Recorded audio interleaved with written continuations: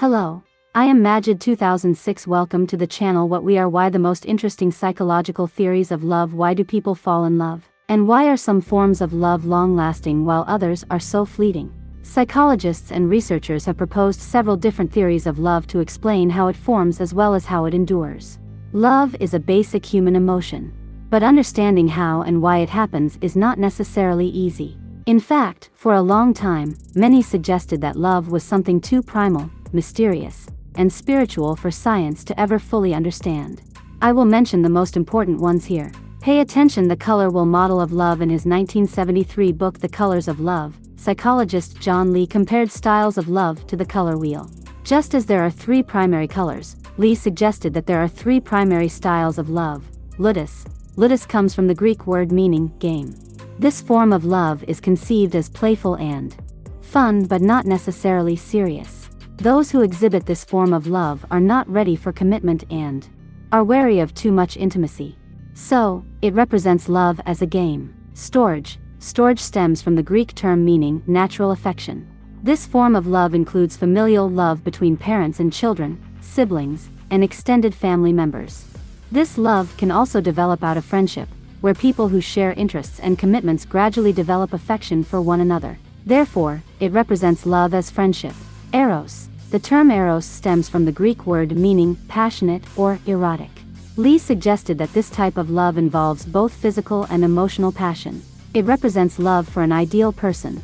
Liking versus loving. In 1990, psychologist Zick Rubin proposed an explanation for the difference between liking and loving. Sometimes we experience a great amount of appreciation and admiration for others. We enjoy spending time with a person and want to be around them. This is liking, according to Rubin, and doesn't necessarily qualify as love. Love is much deeper, more intense, and includes a strong desire for physical intimacy and contact. People who are in like enjoy each other's company, while those who are in love care as much about the other person's needs as they do their own. Rubin believed that romantic love is made up of three elements: a predisposition to help feelings of exclusiveness and absorption, a close bond, and dependent needs. Based on these elements, Rubin devised a questionnaire to assess a person's attitudes toward others. He found that scales ranging from liking to loving provided support for his conception of love. Attachment theory of love. In 1987, Cindy Hazan and Philip Shaver, two researchers from the University of Denver, theorized that romantic love is a biosocial process similar to how children form attachments with their parents. Their theory is modeled on psychologist John Bowlby's attachment theory. According to Hazan and Shaver's attachment theory of love, a person's attachment style is partially formed by the relationship they had with their parents in childhood. This same basic style then continues into adulthood, where it becomes part of their romantic relationships. The styles of adult attachment are: avoidant. Someone with this style is uncomfortable getting close to others. They also typically experience difficulty with developing trust. Secure. As its name suggests, the secure attachment style involves being secure in the relationship.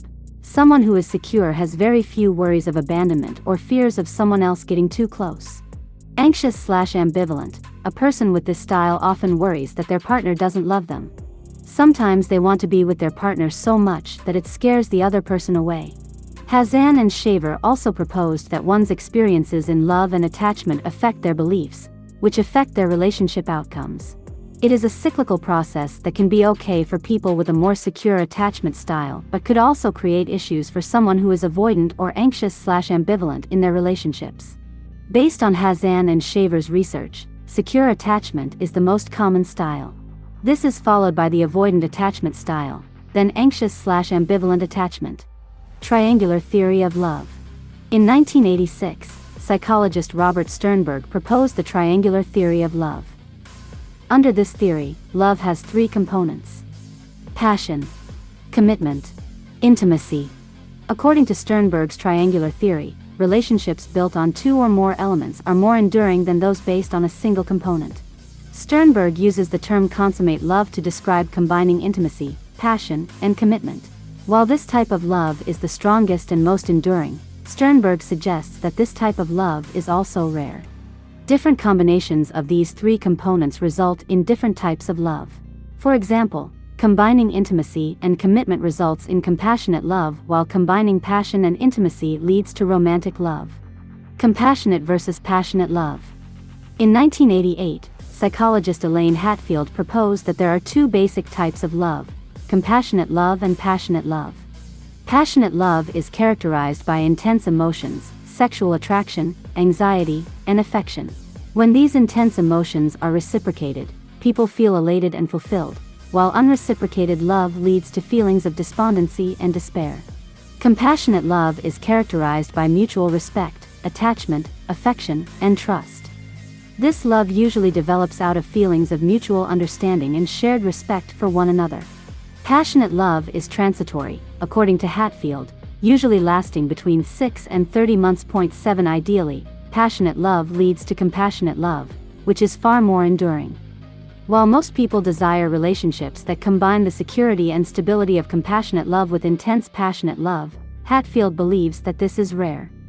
Hatfield suggests that passionate love arises when cultural expectations encourage falling in love, when the person meets one's preconceived ideas of ideal love, and when one experiences heightened physiological arousal in the presence of the other person. Lee's 6 styles of loving. Lee later proposed that just as the primary colors can be combined to create other colors, the 3 primary styles of love could also be combined to create secondary love styles. So, in 1977, Lee expanded the list of love styles. The 3 new secondary love styles were: agape, a combination of eros and storge, representing selfless love; mania, a combination of eros and ludus, representing obsessive love; pragma, a combination of ludus and storge, representing realistic and practical love. Final point. Many theories exist about how love forms and evolves. Each one contributes to what we know about this emotion in its own way, providing several possible explanations for how love-based relationships begin, grow, and change.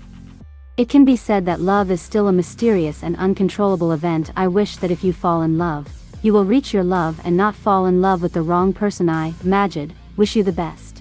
Now, if you want to be successful in romantic relationships and know more, subscribe to my channel. I made many tutorials for you. I will kiss you, my dear.